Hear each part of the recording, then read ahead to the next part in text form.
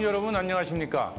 최근 조선중앙텔레비전에서 방송된 프로그램을 분석해 북에 대한 다양한 정보를 편견 없이 선입견 없이 바르게 전해드리는 북녘의 하루 김창현입니다.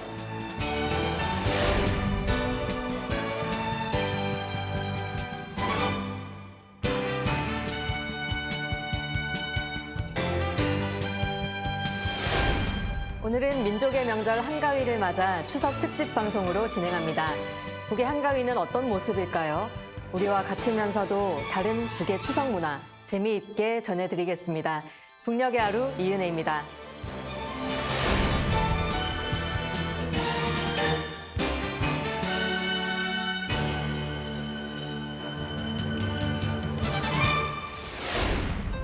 더도 말고 덜도 말고 한가위만 같아라.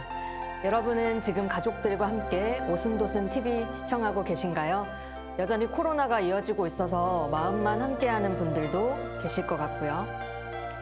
네, 함께 계시든 따로 계시든 모든 분들이 마음까지 풍요로운 한가위 되시길 바라며 오늘의 추석 특집 시작하겠습니다.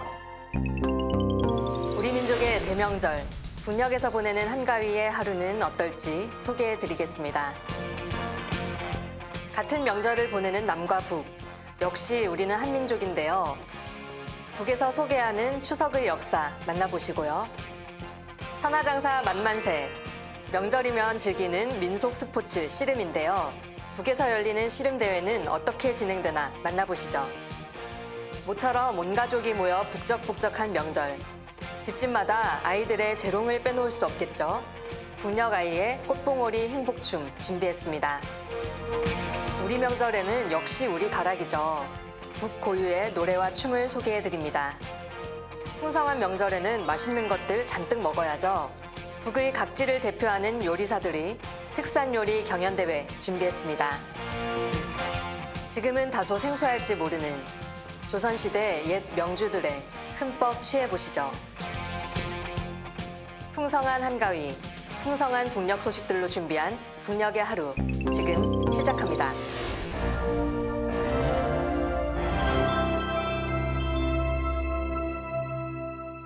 우리는 추석, 한가위를 민족 대명절이라고 표현하죠. 우리와 같은 민족인 북도 최대 명절로 추석을 보낼까요? 궁금하지 않으세요? 일단 2022년 북의 달력을 보면 우리와 마찬가지로 9월 9일부터 11일까지를 추석 연휴로 지내는 걸 알 수 있습니다. 우리처럼 12일 대체 휴일은 없지만 날짜는 같은 셈이네요. 그럼 북에서는 추석을 어떻게 소개하고 있는지 함께 보겠습니다.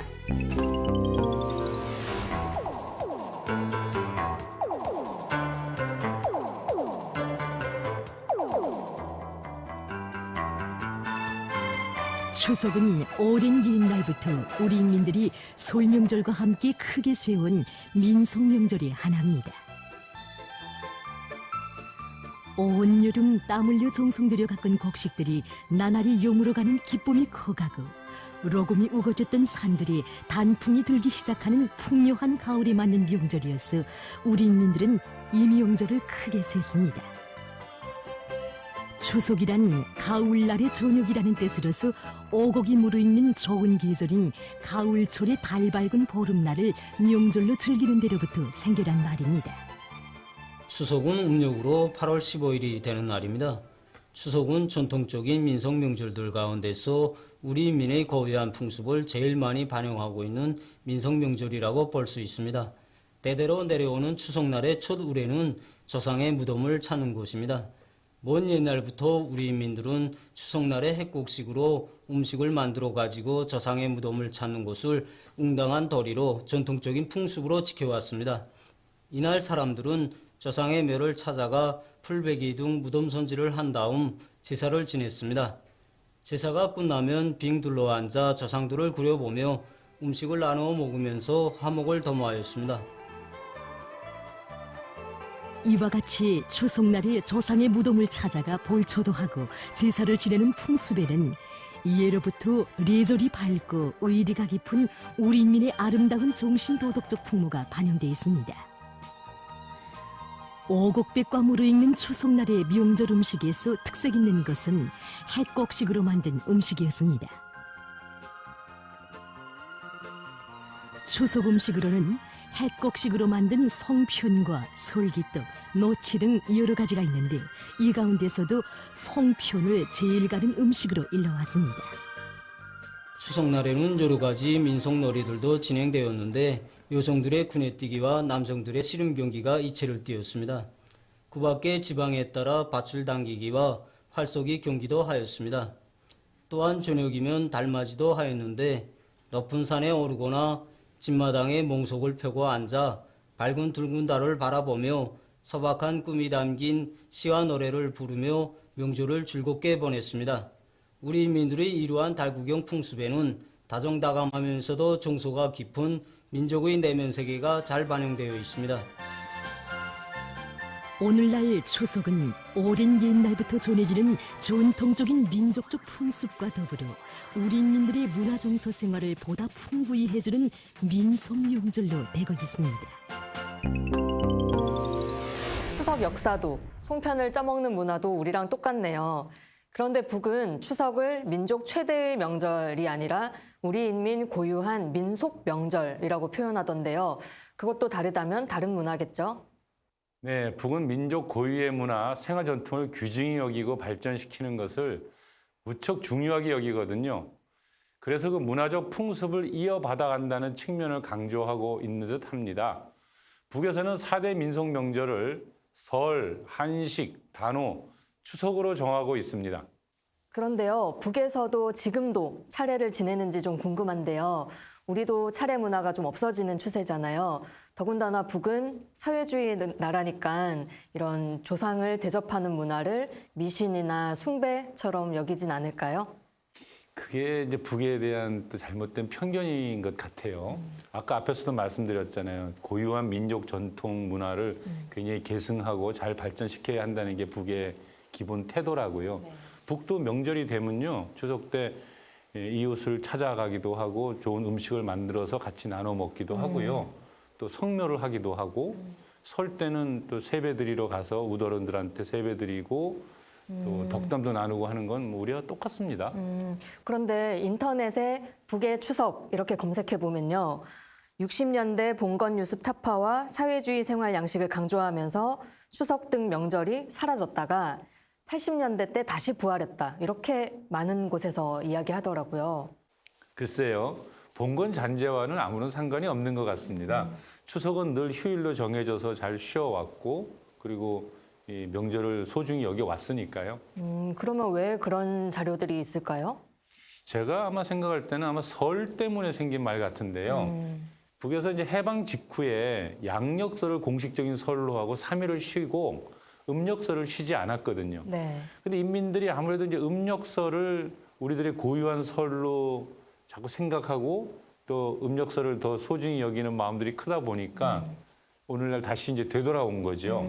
우리도 왜 한때 양력설을 대단히 강조했었잖아요. 맞아요. 네, 그러다가 결국 지금은 다시 음력설로 돌아왔잖아요. 그러니까 남과 북이 거의 같은 길을 걸은 것 같아요.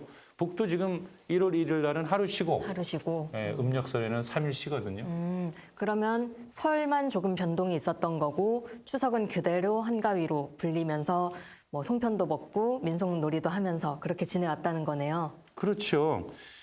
실제로 김정일 위원장 시절 때 어떤 말을 하냐면요. 추석날 조상의 묘를 찾아가서 성묘하는 것은 우리 그 민족성을 살려나가는 아주 좋은 풍습이다라고 하면서 이 조상에 대한 성묘를 대단히 이렇게 권장하거든요. 그리고 북에서는 추석 때 이 조상의 묘만을 찾는 것이 아니라 애국 열사릉 또는 그 혁명 열사릉 같은 그 국가의 이제 큰 이제 어른들이라고 볼 수 있겠죠. 그들 찾아가서 헌화하는 것 이런 것도 하나의 또 전통으로 자리 잡아가고 있고요. 설 때는 이제 김일성, 김정일 동상 앞에 헌화하고 그런 것을 이제 새로운 세대의 이제 세배, 그러니까 이제 새로운 세배 풍습이다 이렇게 하나의 전통으로 자리 잡아가고 있습니다. 그렇군요. 그러면 좀 더 이어서 추석 문화에 대해서 얘기하면 좋을 것 같은데요. 추석의 가장 대표적인 놀이 문화, 스포츠 문화가 우리 씨름이잖아요. 북에도 씨름이 당연히 있을 텐데 우리랑은 조금 다르다면서요. 네, 조금 다릅니다. 북은 매 추석이면 대황소상 전국 민족 씨름 경기를 개최해 왔는데요. 그 경기 영상 보면서 무엇이 다른지 한번 살펴볼까요? 제18차 대황소상 전국 민족 씨름 경기가 1일과 2일 릉나도의 민족 씨름 경기장에서 있었습니다.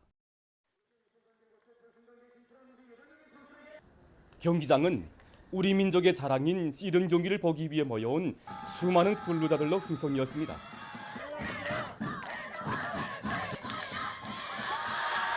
박도 18시에서 선발된 13명의 선수들은 비교 씨름으로 승리를 결정했습니다.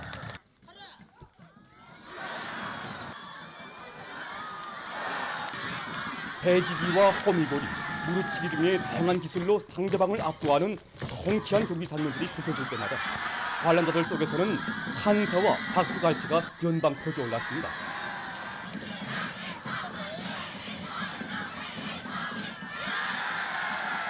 이번 경기에서는 평양시의 성철민 선수가 맞다도는 선수들을 이기고 영예 1위를 쟁취했습니다. 경기가 끝난 후 순위권에 입선한 선수들에게 우승컵과 상장, 메달이 수여됐습니다. 가장 큰 차이가 대번에 눈에 보이네요. 윗옷을 입고 씨름을 하네요. 네, 맞아요. 또 다른 게 있는데 혹시 눈치채셨나요? 그거요. 바닥이 흙이 아니라 매트였던 것 같아요. 흙이 튀지를 않던데요. 네, 맞아요. 모래사장이 아니라 매트에서 경기를 하죠. 또 경기를 시작할 때 남쪽에서는 우리 이렇게 앉아 있다가 쭉 일어서잖아요. 맞아요. 근데 북에서는 처음부터 이제 서서 시작하는 게 이런 게 좀 다르죠. 그것까지는 눈치를 못 챘네요. 삿바 매는 거는 남이나 북이나 똑같은 것 같고요. 이 대왕소상 씨름 경기가 우리로 치면 천하장사 씨름 대회 그런 거인 거죠. 강호동 떠오르죠. 이만기 씨. 예. 이 경기에서 우승하면 대황소상을 쟁취한 양강도의 김창현 선수 뭐 이런 식으로 아주 그 이름이 널리 알려지고 회자된다고 합니다. 근데 작년에는 코로나 때문인지 경기하는 장면을 볼 수가 없었어요. 올해 9월 제18자 경기가 개최되었다고 하는 겁니다. 올해는 평양시 선수가 우승을 했나 보네요. 정말 천하장사답게 우람하시네요. 축하 보내드립니다.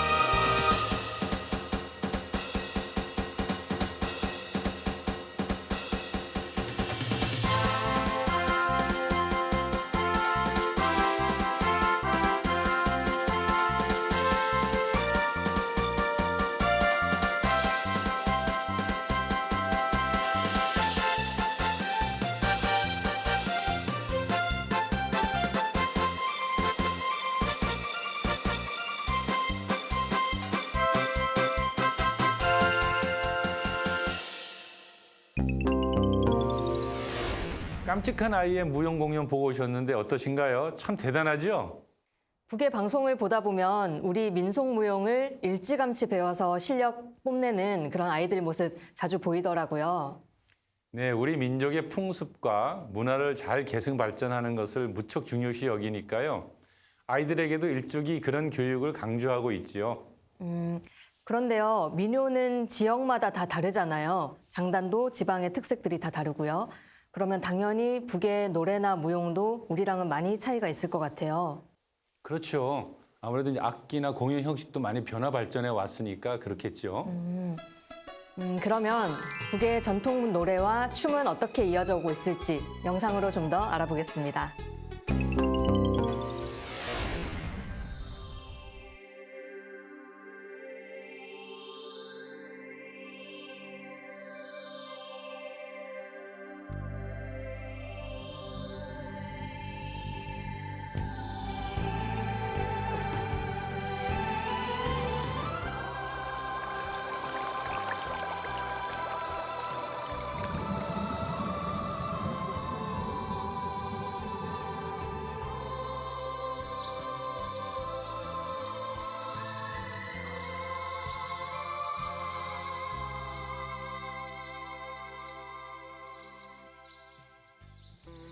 오랜 옛적부터 부르나라는 이름으로 불리우며 우리 민족의 마음속에 자리 잡은 평양. 보들가지 휘늘어진 아름다운 경치를 노래하며 류경이라 그 이름도 아름다운 우리 평양에는 세상에 널리 알려진 노래 또한 많습니다. 그 가운데는 여기 평양에서 나와서 전국 각지에 알려진 양산도와 같은 민요도 있습니다.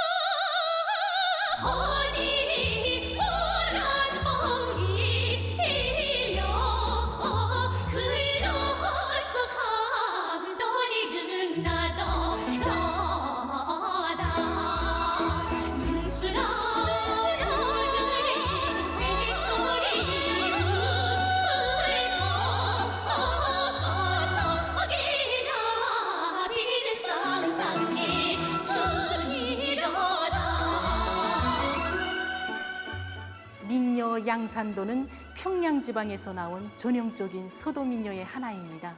그래서 양산도라는 그 말의 유래는 대동강 상류에 있는 양독이라는 양자와 맹산이라는 산자, 대동강물이 막힘없이 더더이 흐른다는 뜻에서 길도자를 써서 양산도라고 했다고 합니다.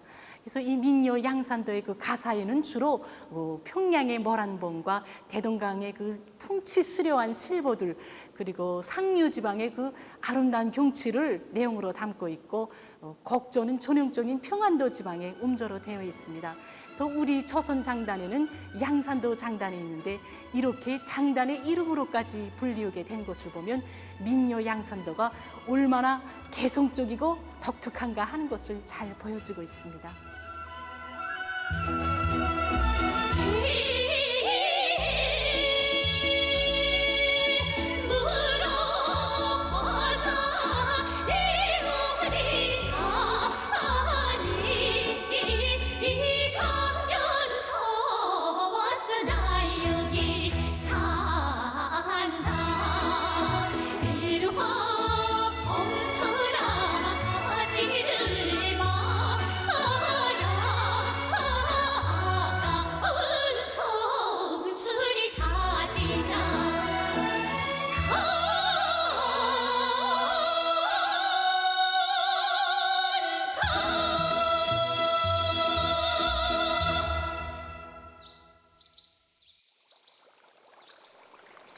우리 인민들이 사랑하는 미녀들 가운데는 경쾌하면서도 약동적인 정서로 일관된 미녀 던돌라리도 있습니다.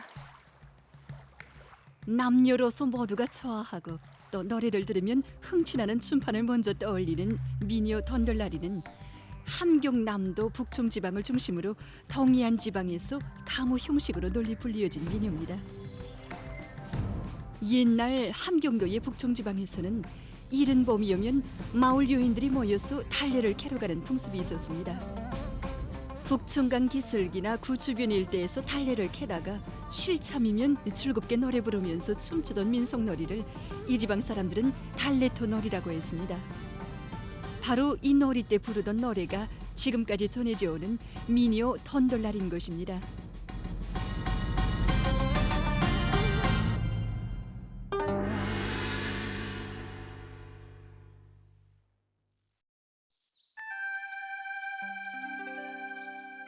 한때 세월의 흐름과 함께 사람들의 기억에서 사라져가던 미녀 던돌라리는 위대한 장군님의 은정 속에 다시금 자기 모습을 찾게 됐습니다.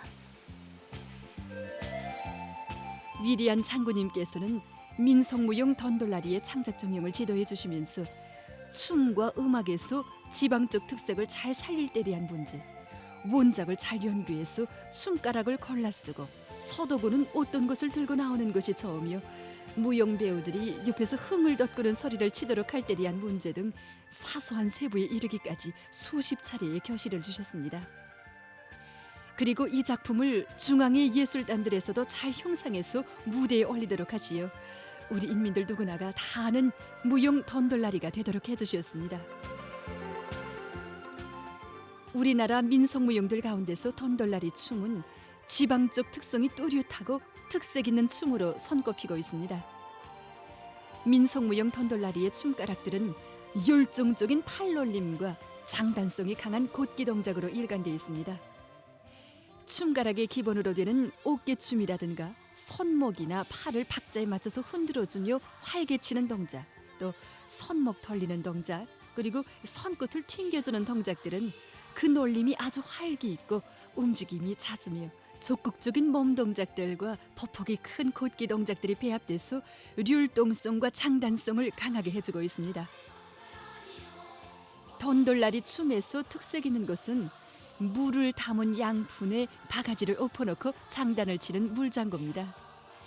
옛날에는 이 물장구로 반주를 했는데 오늘의 무용작품에서는 그것이 특색 있는 서도구로 이용됐습니다. 단순하면서도 명백하고 약동적인 던돌라리의 선율은 춤가락과 하나로 잘 어울리면서 작품의 성격을 더욱 돋궈주고 있습니다. 오랜 역사와 고유한 지방적 색채를 가진 민속무용 던돌라리는 우리 당의 현명한 용도에 의해서 끊임없이 개성 발전되고 있으며 오늘 우리 인민들 속에서 널리 추어지면서 우리의 생활에 민족적 정서와 낭만을 더해주고 있습니다. 그럼 민속무용 던돌라리를 감상하는 것으로서 민족의 자랑 우리 춤 우리 노래 이 시간을 마치겠습니다.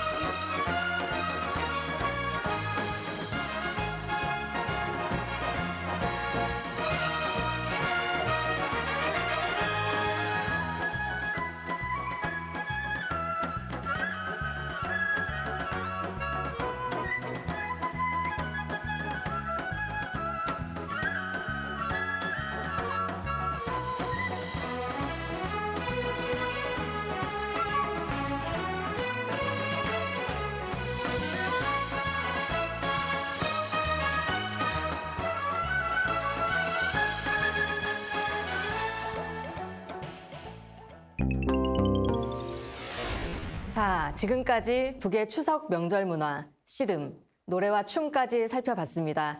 그런데 뭔가 좀 섭섭한 마음이 드는 건 왜일까요?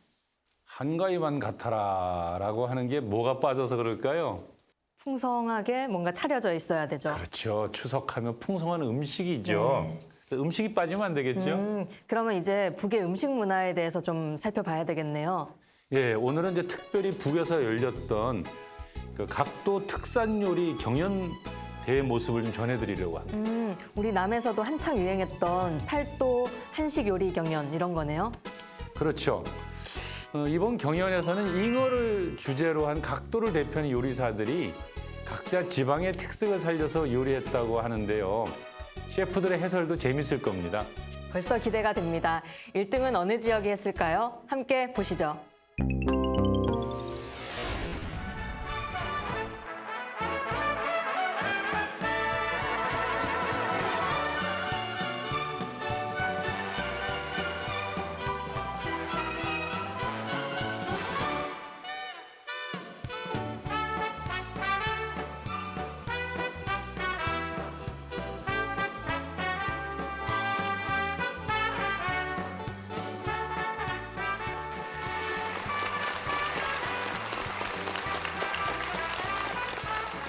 여러분 안녕하십니까? 오늘 우리는 여기 텔레비전 민족요리 경연식당에서 제15차 각도 특산요리 경연 내륙지구 경연을 시작하게 됩니다. 우리 민들의 식생활 향상을 위해서 언제나 깊은 관심을 돌려오신 위대한 장군님과 경연하는 원수님의 믿음과 사랑 속에 각도 특산요리 경연은 이 동해안 지구, 서해안 지구, 그리고 내륙지구, 평양시 이렇게 4개 지역으로 갈라져서 해마다 전통적으로 진행되는 이 뜻깊은 경연입니다. 이번 제15차 각도 특산요리 경연은 이 평양시에 자리 잡고 있는 특산물 식당들 가운데서 이 자강도의 강계면옥, 그리고 이 황해북도의 경암각, 그리고 량강도의 압록각에서 각각 2명씩 6명의 요리사들이 출연하게 됩니다. 경연은 지정요리, 선택요리 이렇게 2가지 종목으로 진행되는데 오늘 이 시간에는 잉어국을 가지고 진행하는 이 지정요리 경연을 보시겠습니다. 그럼 어느 단체가 또 어느 요리사들이 우승 영예를 지니게 되겠는지 그럼 경연에 앞서서 요리사 동무들을 소개해드리겠습니다.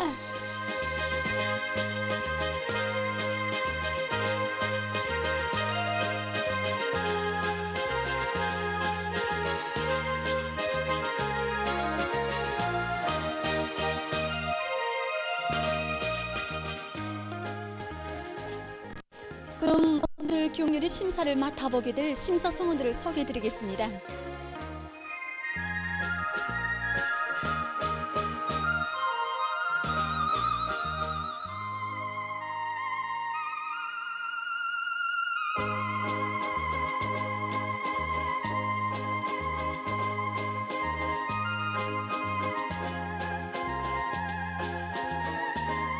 오늘 경연의 해설은 장철구 평양상업대학 교원 부교수 전형진 선생님이 맡아보겠습니다. 그럼 오늘 경연의 심사 방법에 대해서 얘기해 드리겠습니다. 이 경연은 100점 채점으로 평가하겠습니다.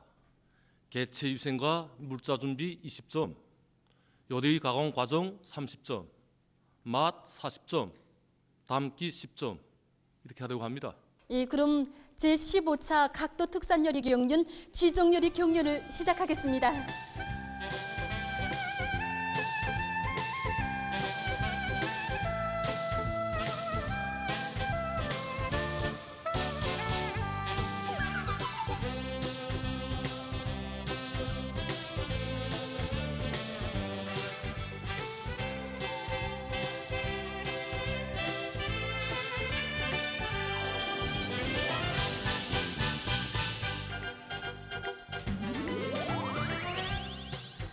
잉어는 그 맛이 좋고 또 영양가가 높은 것으로 해서 우리의 민족 음식 그리고 건강식품의 하나로 손꼽히고 있지 않습니까? 네, 그렇습니다. 그래서 우리 민들은 옛날부터 강이나 호수에서 자라는 잉어를 잡거나 또 잉어를 양호해서 회, 국, 탕, 찜 등 여러 가지 요리를 만들어서 식생활에 많이 이용했습니다. 예.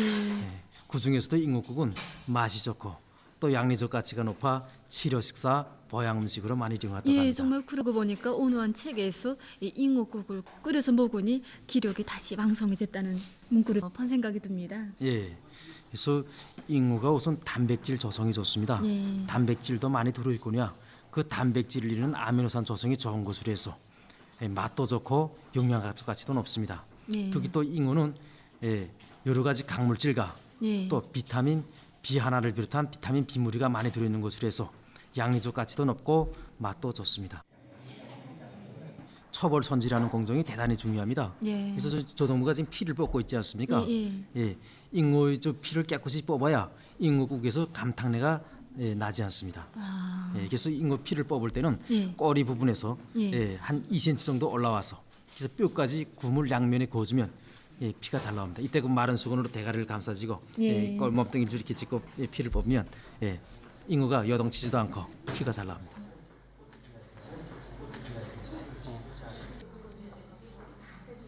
같은 잉어국이라 하더라도 그 맛이 좀 차이가 나지 않습니까? 우선 잉어국을 끓일 때는 이 감탕내가 나지 않게 끓이는 것이 중요합니다. 네. 잉어가 감탕 있는 곳에서 자라는 물고기이므로 국을 끓이면 감탕내가 납니다. 네. 그래서 이 감탕내가 나지 않게 하는 저렇게 조동무들처럼 잉어 손질하면서 피를 깨끗이 뽑는 방법이 있고 또 잉어 등에 두 줄기 힘줄이 있습니다. 예. 그 힘줄을 뽑아버리면 좋습니다. 예. 그리고 간혹 잉어국에서 쓴맛이 날 때가 있지 않습니까? 그건 왜 내장 그렇습니까? 손질을 잘못해서 그럽니다. 내장을 손질할 때 이제 그 열물이 터져서 거기에 살 속에 배면 이제 쓴맛이 납니다. 그런데 그 쓴맛은 잘 지워지지 않습니다. 그런 때는 그 대담하게 칼로 베어버리는 것이 좋습니다. 예, 그렇습니까? 지금 잉어를 토막을 내고 있는데 이 토막의 크기는 한 어느 정도가 좋습니까? 토막 크기는 잉어의 이거 이럴 때면 두께를 보고 결정할 수 있는데 일반적으로 4 내지 5cm 정도 자릅니다. 그래서 그 사발도 담았을 때 보기도 좋고 그다음에 먹기도 편리하게 4 내지 5cm 크기로 잘라줍니다. 지금 저 량강도 요리사 동무는 이렇게 잉어를 살편으로 떠서 하고 있는데 잉어가 너무 커서 저거 이제 토막을 내면 이제 사발에 담기가 불편하지 않습니까? 그런 경우는 이제 살편을 떠서 그래서 국을 끓여주면 좋습니다. 아, 그렇습니까? 그럼 우리 잉어국을 만드는 걸 보면서 얘기를 더 해봅시다. 저 지금 잉어 토막을 넣지 않습니까? 잉어 토막을 넣어서 끓일 때 짧은 시간 동안에 빨리 끓여줘야 되는데 그러니까 불을 조절을 세게 해야 되지 않습니까? 처음에 불을 세게 해서 끓기 시작하면 불을 낮춰줘야 됩니다. 그렇게 하고 마지막까지 끓을 때까지 국물이 흐려지면 안 됩니다. 국물을 맑게 뽑았다고 하더라도 그 잉어 토막을 넣은 다음부터 끓이기 조작을 잘못하면 국물이 흐려질 수 있습니다. 그래서 마지막까지 그릇에 담아낼 때까지 국물이 흐려지지 않도록 끓이는 것이 기술입니다. 지금 이 장도동무도 지금 이거 잉어를 재우지 않습니까? 잉어국은 짧은 시간 동안에 빨리 끓여야 이제 잉어국이 맛있습니다. 자체는 잉어 자체는 맛이 안 밴 상태 아닙니까? 그러니까 국물 맛이 배야 되는데 그 짧은 시간 동안에 국물 맛이 배지 않습니다. 그러니까 이 요리소동무 우도는 이거 짧은 시간 동안에 국물 맛이 배지 않기 때문에 여기서 양념간 맛을 이미 전에 배게 해서 그래서 국을 더 맛있게 하려는 의도 같습니다. 이제 대가리와 이제 꼬리를 이 뼈라든가 이런 걸 넣고 국물을 뽑는데 국물을 맑게 뽑는 것이 중요합니다. 국물을 맑게 뽑으려면 우선 거품을 깨끗이 걷어줘야 됩니다. 그래서 거품이 떠오르기 시작하면 첫 거품을 잘 걷어줘서 그래서 국물을 맑게 뽑아줘야 됩니다. 불 조절도 중요하다고 생각됩니다. 그래서 처음에 센 불에서 빨리 끓여주고 그래서 거품을 걷어낸 다음에는 불을 낮춰서 낮은 불에서 국물을 뽑아줘야 됩니다. 그냥 센 불에서 끓이면 국물이 흐려질 수 있습니다. 아, 그렇습니까? 그리고 저도 지금 감자를 저 잉어국에 감자를 이제 큼직큼직하게 썰어서 넣으면 이제 감자에서 녹마가 풀려나오면서 그 녹마가 비린내 성분을 흡착합니다. 그런 것으로 해서 비린내가 나지 않고 다음 감자와 잉어가 맛이 잘 어울립니다. 감자 가공에서는 물에 반드시 잠가 넣는 것을 상식으로 알고 있어야 됩니다. 그래서 감자에는 색변화 물질이 있습니다. 그거 갈변 현상이라고 하는데 그래서 그걸 막기 위해서 좀 물에다 잠가 넣습니다. 감자를 또 물에 잠궈 놓는다고 해서 너무 오랜 시간 잠가 놔도 감자에서 영양소 성분이 누출되고 또 감자가 잘 익지 않는 그런 결함도 있습니다. 그렇습니까? 지금 보니까 모든 요리사 동무들이 향신료를 준비해 가지고 왔는데 그래서 파, 마늘과 같은 이거 양념감에 들어있는 이런 파, 마늘에 들어있는 양념감들이 물고기 비린 맛도 없으면서도 요리 맛을 돋궈줍니다. 특히 파마르는 우리민들이 식생활에서 논리 이용하면서도 반드시 있어야 되는 필수 양념감으로 이용되고 있지 않습니까? 예, 그렇습니다.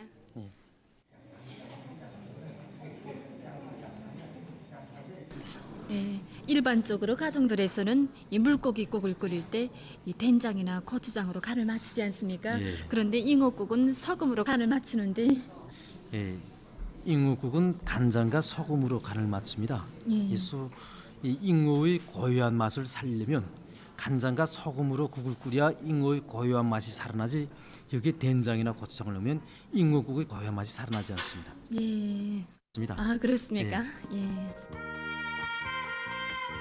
잉어국의 풍미를 돋볼 수 있게 갖가지 남새를 비롯한 보조 재료들을 여러 가지 형식과 방법으로 잘 조화시켜 나가고 있는 요리사들의 재치 있는 모습은 경륜장의 분위기를 한층 고조시켜주고 있습니다. 예, 오늘 아주 중요하고도 책임적인 군중 심사를 맡아보시는데 어떻습니까? 종료 과정을 지켜보니까 모든 요리사 동지들이 지하 종료를 바쳐서 다 잘하고 있다고 봅니다. 요리사들이 연구를 많이 했다는 게 알립니다. 차관 경영 결과는 어떻게 되겠는지 그건 두고 봐야 할 것 같습니다.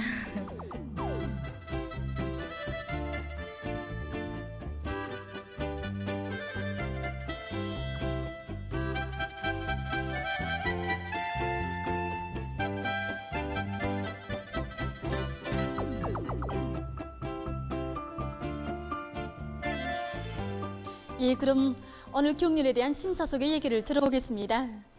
잉어국 끓이기 경연에 출연한 모든 선수들이 국에 된장이나 고추장을 넣지 않고 간장이나 소금으로 간을 맞춤으로 해서 잉어의 고유한 지맛을 살리고 또 국물을 맑고 산뜻하게 뽑은 것이 좋은 점이라고 생각합니다. 심사사의 측면에서 견해서 말하려 한다면 이거 선수들이 너무 긴장해서인지 음식에 간을 잘 맞추지 못했습니다. 그러므로 해서 일부 단에서 출품한 잉어국은 잉어의 진맛이 잘 나타나지 않고 비린맛이 약간 느껴지는 경향이 있습니다. 이상입니다. 그럼 오늘 경륜에 대한 심사 결과가 발표되겠습니다.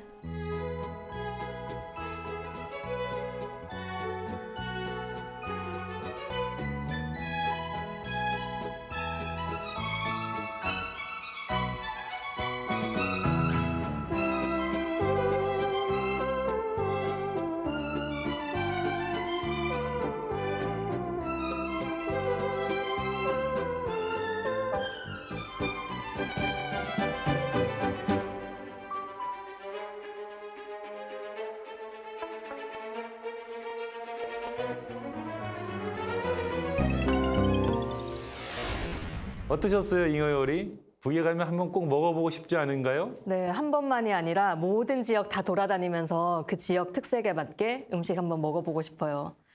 그런데요, 음식하면 빼놓을 수 없는 게 또 하나 있지요? 네.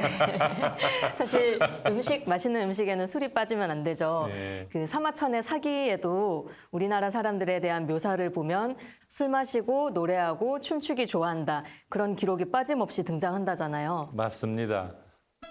오늘 노래와 춤을 살펴봤으니 북의 술에 대해서도 알고 가야 되겠지요? 조선의 옛 명주들을 소개하는 영상 준비해봤습니다. 함께 취해보시지요.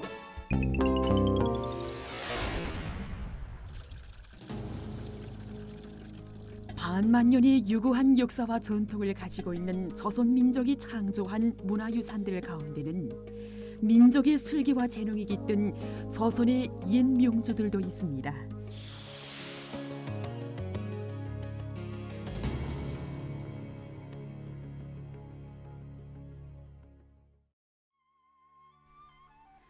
단군술은 예로부터 도덕 의리에 밝고 민족의 시조에 대한 숭앙심이 매우 높았던 우리 선조들이 단군릉과 각 곳에 있는 단군 사당들에서 단군제를 지낼 때에만 쓰곤 하던 조선의 옛 명주입니다.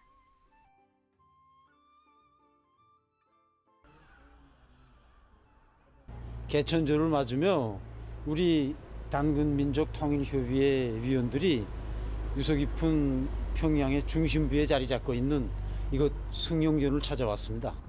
우리 조선민족은 개천절을 비롯해서 여러 경사스러운 날이 있으면은 순전절 비롯해서 단군릉 그리고 삼선사 같은데 이런 데 와서는 단군수를 이렇게 올리면서 그렇게 제사를 지냈다고 그렇게 합니다.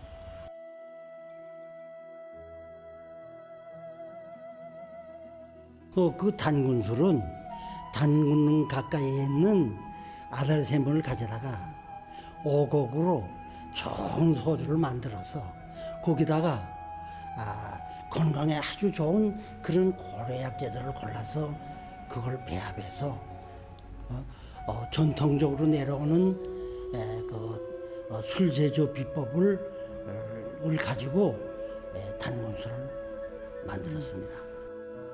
단군술은 그 맛과 향기가 독특할 뿐만 아니라 인체에 미치는 부정적 효과를 해소시키고 장수불로하게 하는 약효도 가지고 있어 세상에 내놓고 자랑할 만한 술입니다.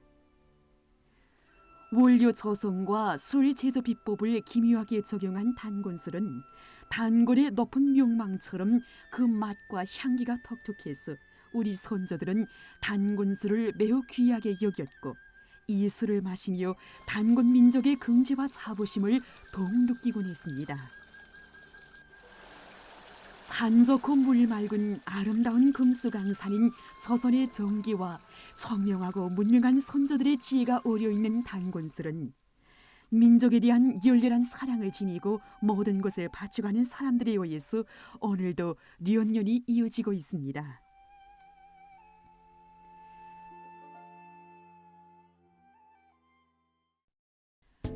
가목로는 예로부터 조선의 3대 명주의 하나로 일러온 평양 지방의 특산주이며 1500여 년의 제조 역사를 가지고 있는 국보적인 민족문화재입니다. 조선의 옛 역사 문헌들은 림원 16지, 거사 12집, 동국 세시기를 비롯한 여러 문헌들에는 우리 민족이 예로부터 전해오는 명주들에 대해서 기록되어 있습니다. 가목로는 붉은 누룩, 대추, 령한 열매살 등 여러 가지 고려 약재들을 우려내서 꿀과 함께 서주에 섞어서 만든 술입니다. 이 술은 그 붉은 빛에 맑고 고운 색깔도 좋지만 감미롭고 향기로운 술맛과 건강 장수에 좋은 여러 가지 약효 성분들도 많이 가지고 있습니다. 옛 문헌들에는 가목로의 구체적인 제조 방법과 함께 시 가목로가 기록되어 있습니다. 진주의 붉은 방울인가 신선의 이슬인가 잔에 철철 넘치니 서경의 첫 봄이런가 서반에 떨어진 한 방울 어찌 구경만 하랴 밤이나 낮이나 그 향기 이웃에 풍겨가네. 우리 선조들이 진기한 진주와 신선의 이슬이라고 시까지 지어 노래하며 애용한 가목로는 당시의 승전 장군들이나 외국 기빈들을 위한 왕실 연회탁에 반드시 오르곤 하던 명주였습니다.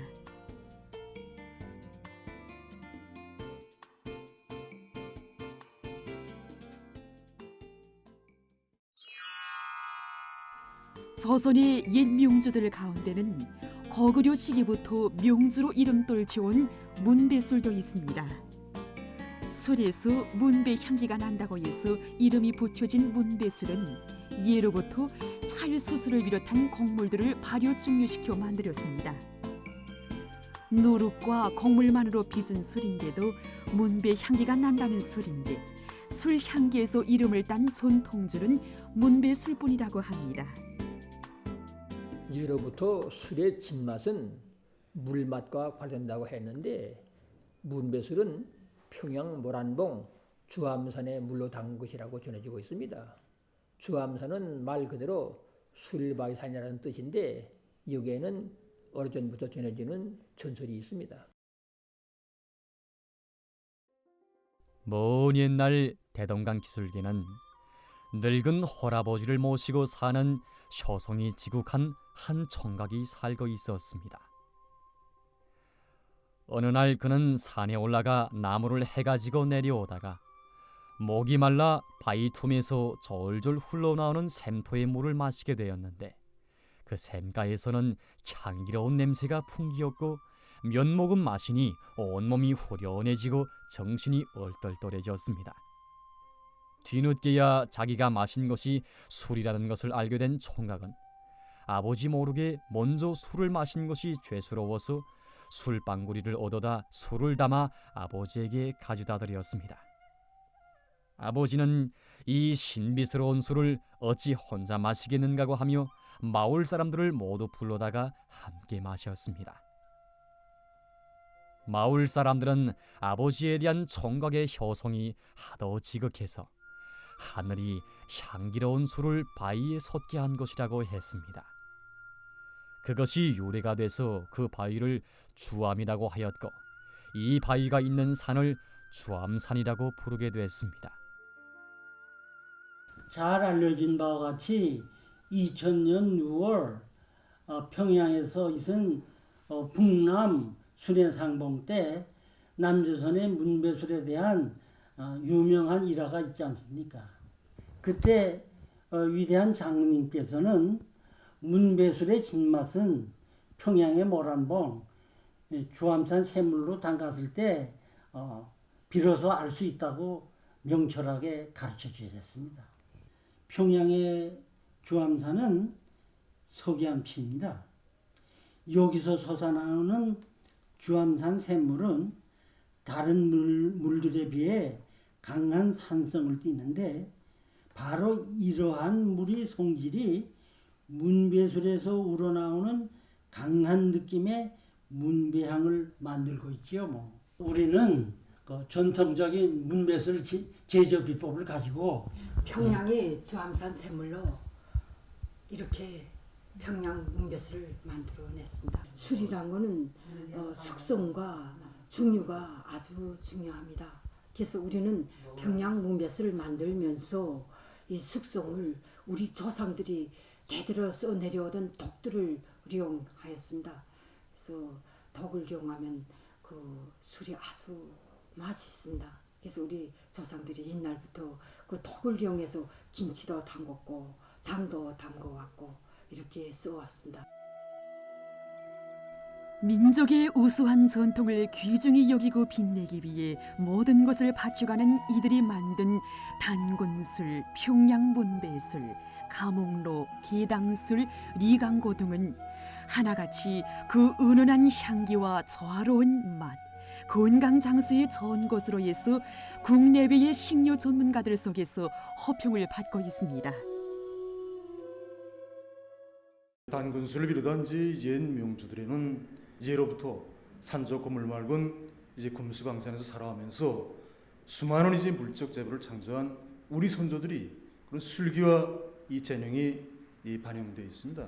이 술을 맛본 사람들 속에서는 그 은은한 향기 속에서 우리 선조들이 숨결을 느끼고 강렬한 민족적 자부심과 궁지를 가지게 된다고 말들 하고 있습니다. 국가학원 중앙실험 분석소에서 분석한 자료만 놓고 봐도 우리 옛 명주들은 다른 나라의 명주들이 못지않게 우수한 이런 질적 특성들을 가지고 있습니다. 그래서 우리나라 옛 명주들의 양적 이슬은 현재 국가 비물질 문화유산으로 등록되어 있습니다.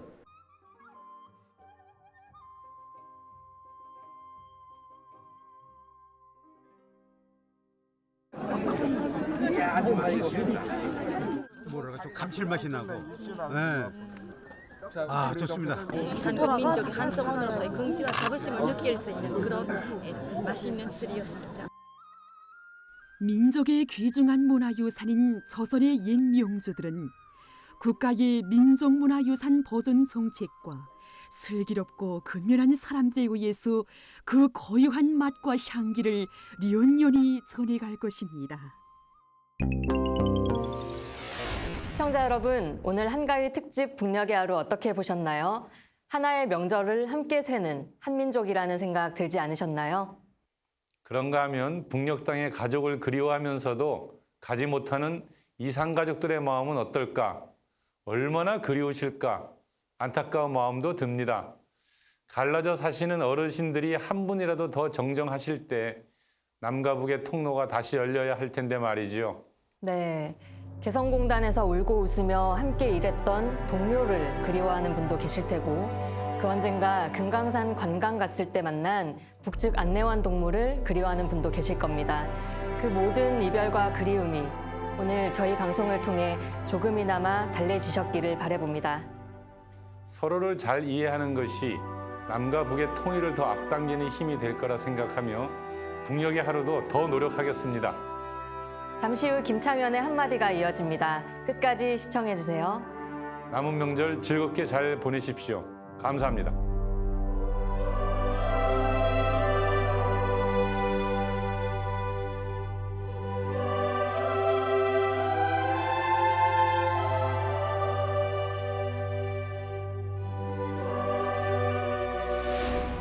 우리는 북에 대한 여러 가지 편견을 갖고 있습니다.